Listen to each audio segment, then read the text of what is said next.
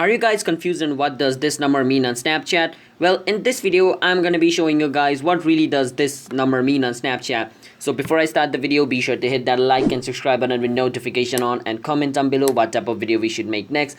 And yeah, by doing that, you guys help our channel to grow and you guys can also get notified once our new video releases.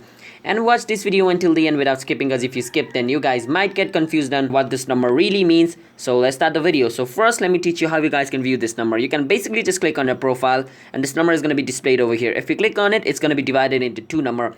So the basic goal of this number is your Snapchat level. So the more you use your Snapchat, the more this level increases. So the best way to increase this number is to maintain snap streak with your friend, and to maintain snap streak you need to send and receive snap from your friend, because this number is mostly influenced by snap streak. So just keep that in mind. The more you use Snapchat, the more this number increases. Snapchat hasn't provided the exact data of how they count this number, so like no one knows exactly how this number increases, but the best way to increase is to send snap to as much person as possible and receive snap from as much person as possible. Okay, so yeah, that's basically what this number means on Snapchat. Just remember, this is the level of your Snapchat and will gradually increase the more you use Snapchat.